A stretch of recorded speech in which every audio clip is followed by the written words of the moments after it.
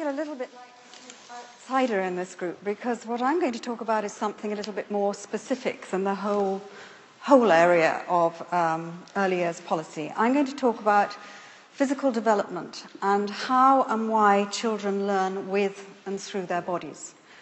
And if we are going to make a lasting change or improvement to what's happening to childhood and education, in my opinion, the starting point should be a child's physical and biological developmental needs as an individual. Every child as an individual. Thank you. Let's see whether this is. Oh, is it not on screen yet? Okay, I need to start talking about something else.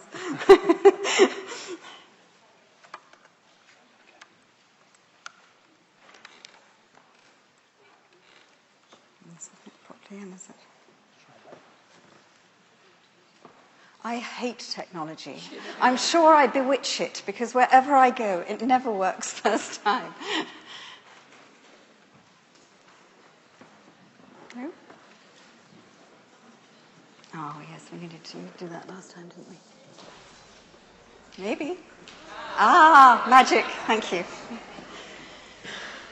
So we're going to start off with why does physical development matter and why particularly are we, or am I, interested in postural control. Postural control because it provides the basis for control of balance in a gravity-based environment. And that is the beginning of our sense of security, of physical security in space, which is not just about how we're going to coordinate our bodies, but also our abilities to navigate through the environment. And if there are problems in postural stability, we know from the work we've done over many, many years that we can anticipate we will find problems in the control of eye movements, visual perception, and all the motor and physical links that go into education. So the sort of things that we need ocular motion on one issue without being continuously distracted by either all the peripheral visual information or what is called figure ground effect, where background competes with foreground, something which I see in many children diagnosed on the autistic spectrum. One of the criteria for their diagnosis, one of many, will be poor eye contact. But when we come to test their near-point convergence, we find they haven't got it. They're continuously distracted by background information when they're trying to focus on foreground.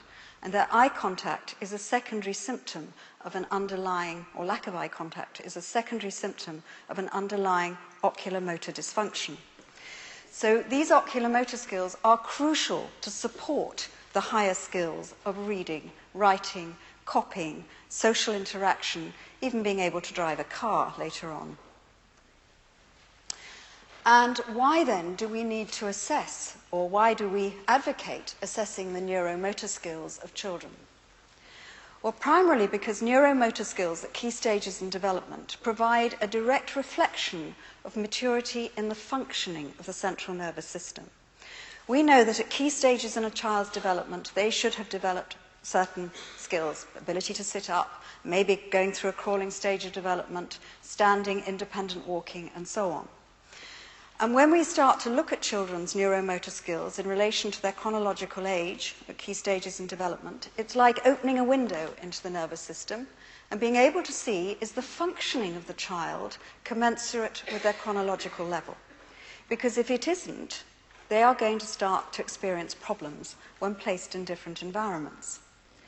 And we know from the work that we've done that immature neuromotor skills have been linked to lower educational performance when compared to baseline educational assessments or national curriculum assessments. And I'll show you some results of this a little bit later. Which brings me on to the whole concept that behavior is language. So I loved what you just did. And that if a child does not have the abilities to cope with the demands of the environment, the difference in that equation will be seen in behavior. And even as adults, we do very much the same thing. If we're very stressed, if we're placed in an environment where we don't have all the tools we need to succeed, we will go down, we will regress in our behavior and become generally more immature. Some of us, not necessarily all of you, will use bad language and so on. And I think the best way to illustrate why behavior is telling us something is to tell you a story. Many years ago, there was an organization in the United States that specialized in providing rehabilitation programs for severely brain-injured individuals, both children and adults. And there was a team of 3, a neurologist, a psychologist, and a physical therapist. And one day, the psychologist was assessing a boy who'd come to him with a diagnosis of autism. And this is going back many years to the days when smoking was not the 7th deadly sin. Sex was still a big sin in those days. And unbelievable now, but clinicians still were allowed to smoke when they were seeing patients or clients. And this psychologist sat behind his desk and he drew on his cigarette. And one of this boy's autisms was to flap all the time. And as he blew the smoke out, the boy looked at him, stopped flapping, and the psychologist thought, gotcha. About 2 seconds later, the boy promptly vomited all over his desk, which is a wonderful example of the behavior possibly fulfilling a function. That they later discovered that this boy was hypersensitive olfactorily to smell. And so possibly what his flapping was doing, amongst other things, was helping to block out the awful smells that are all around us all the time if you're hypersensitive to smell. And if we simply looked at flapping as a feature of autism, the diagnosis, and tried to take it away, we wouldn't necessarily help that child very much. What we need to do is ask the question, why? What function is that behavior fulfilling for that child, albeit an aberrant one? Because when we understand the why, we can become much more effective at actually coming up with a solution or helping a child to cope with it. And Philip came up with an ABC that was slightly different from this, but I call this the ABC of the brain and the body. The preschool alphabet that needs to be well in place before a child is ready for school or the school is ready for the child. I'm not sure which way round it is. I think it's both. And that is the ability to focus attention on one task without being continuously distracted by everything else around you. And part of that is related to having adequate control of balance. The most advanced level of balance is the ability to stay totally still. So children who need to be in constant motion may be telling us something about their lack of control of static balance. And there's a difference between static and dynamic balance.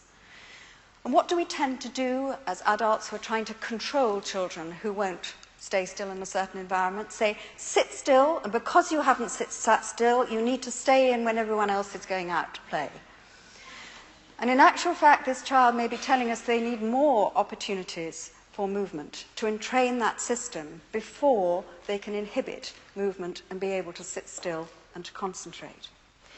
So balance is the beginning of coordination, and these 3 things together, attention, balance, and coordination, for me, are the physical beginnings or underpinnings of developmental readiness for education. And what modern education seems to be doing more and more of is actually this top-down, let's train the brain, and by training the brain from the top, we'll somehow get the bottom to work. Instead of recognizing that children begin to learn with and through their bodies. So I'd like to take you through a very sort of short course on early child development as to how does physical readiness for learning develop.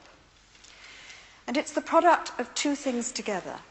It's the product of maturation, which should have been hardwired into the brain of the baby from conception, but in combination with physical interaction with the environment. One by itself might get you so far, but you really need the 2 together. And this little baby here, who's actually exploring its toes, is doing something terribly important. It's learning where its body begins and ends in space. When you're a baby under 1 year of age, if you really want to know about something, you don't use your hands to find it, you put it in your mouth. That's the main arena of discovery in the first few months of life. And by shoving your foot in your mouth, you realize it's attached to yourself. It comes and goes, and this helps us to know, or the baby to know, from proprioceptive feedback, where the top and bottom and the extremities of its body are. Crawling is an integrative process in which balance, proprioception, and vision all have to learn to work together in a new way or in a new relationship with gravity. And this is at the same visual distance that they will use for reading and writing a few years later. So each one of these stages acts like a building block in constructing the edifice that will one day be the whole child that can cope with the world that it's expected to. So we begin life by learning how to move, and it takes us many months and many years to become competent owners of our own bodies. But all through life, we also rely on movement experience to entrain and support learning. Some of you may have seen a few years ago, Griff Rhys-Jones did a series of programs of going around the world. And one program was shown in Hong Kong, I think, where he was in a class of children under 5 doing mental arithmetic. And they were absolutely amazing. The teacher was giving them really complicated sums to do, and they could do them just like this. And Griff was there with his piece of paper and his calculator, and he was looking around, and he said to one child, "How do you do that?" And he said, "I was taught with an abacus, and now I visualize the abacus, and I can see it inside my head, so I can do it just like that." So he had started off with a concrete learning tool, a physical learning tool. And if we go back to what the word calculus means, I think it was counting with stones was the original idea. That our complex maths that we can now do, or some of us may be able to do, began with the simplest of physical objects and manipulating them in space. And even our thoughts and dreams are an internalized form of action, of movement. But movement actually starts to give us the ability to imagine and to visualize things. And I think I'm probably talking to the converted here when I say that developmental readiness, whichever way you're looking at it, is the key to learning success. And my area of speciality is in seeing those children who are unfortunate enough not to be developmentally ready for the environment in which they were placed. So when we talk about neuromotor maturity or immaturity, what do we mean? I think I've covered the first 2 points about them showing what's happening in the central nervous system and affecting balance and posture.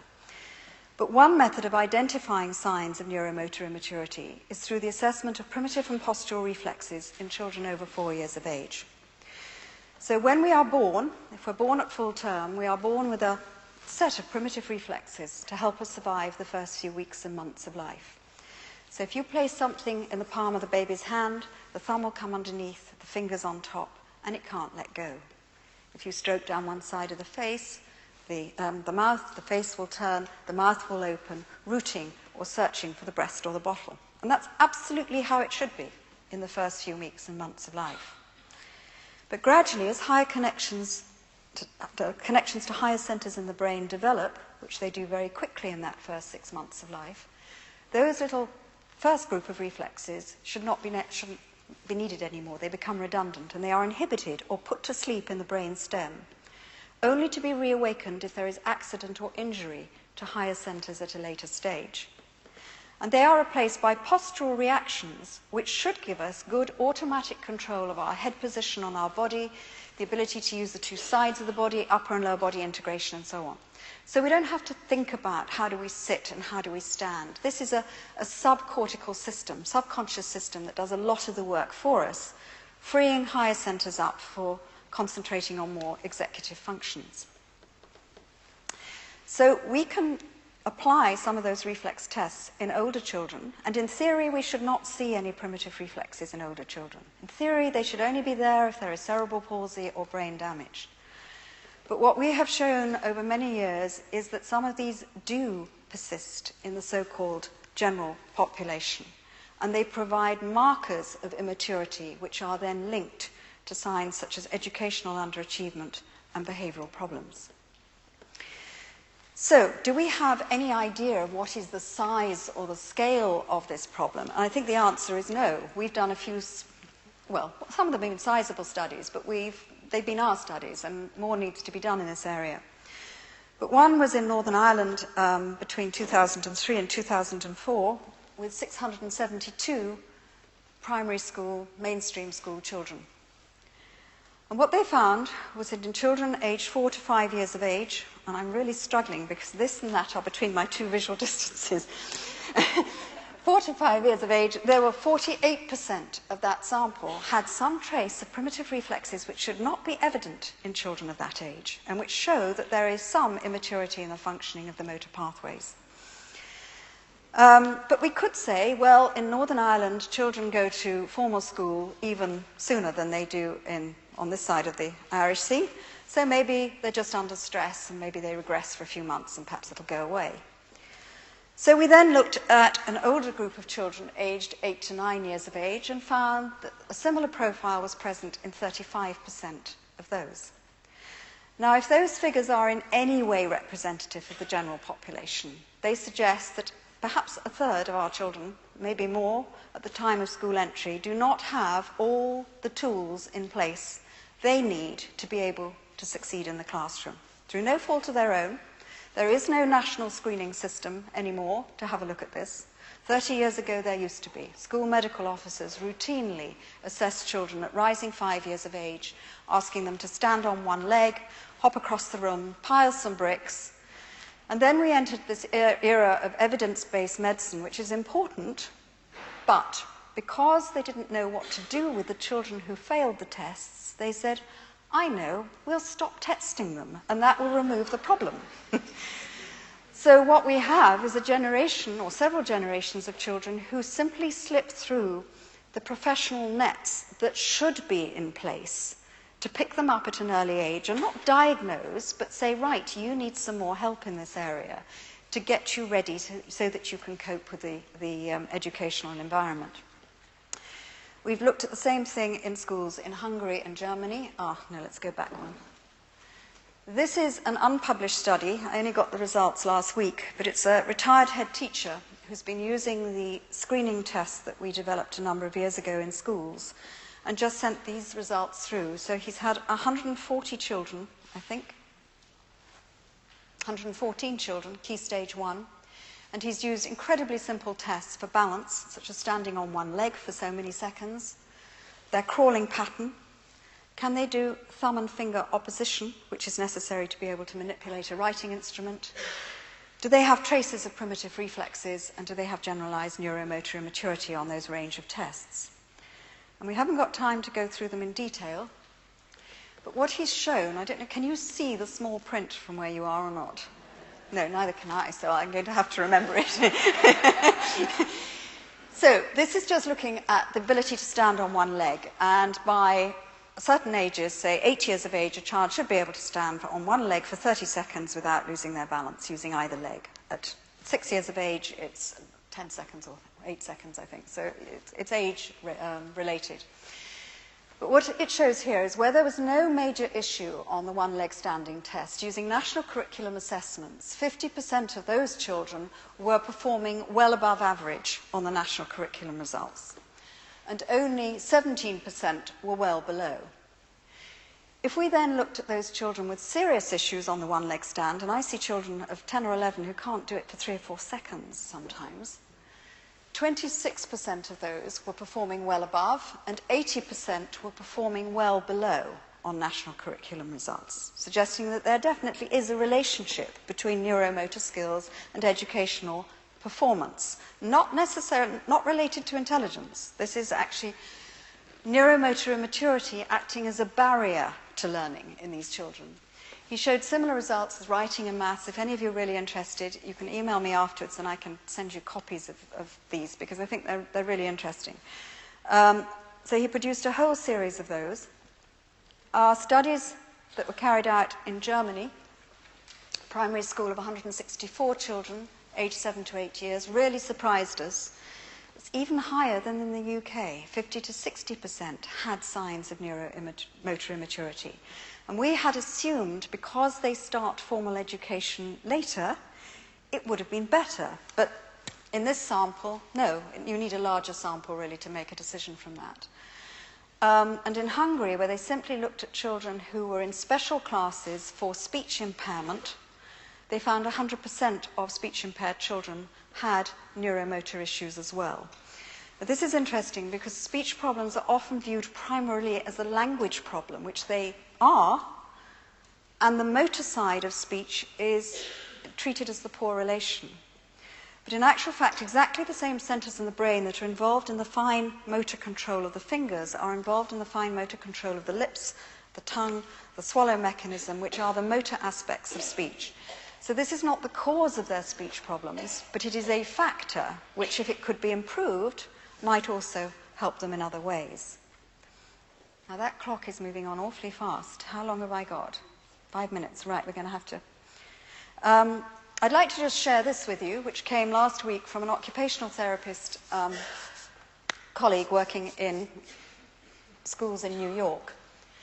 I currently lead a classroom-based program of movement and music with 7 kindergarten classes using the IMPP exercise program. This is a special program we've devised for taking into schools where whole classes use a daily physical program. We're nearing the end of the school year, and I can see clearly that the boys lag markedly behind the girls in neurodevelopment, anywhere from 6 months to a year. If schools insist on starting formal academics so young, I strongly suggest that schools either go to gender-segregated classrooms or kindergarten girls should be in a classroom with first-grade boys. Currently, if you favour instruction towards the boys, you're holding back the girls. Favour the girls, and you're going to lose the boys forever. Until we put in place a developmentally appropriate curriculum that respects young children's developmental abilities, we're going to continue to create an otherwise unnecessary demand for related remedial services. Lousy for kids, great if not frustrating job security for me. Right, so I'm going to have to skip a lot, I think. I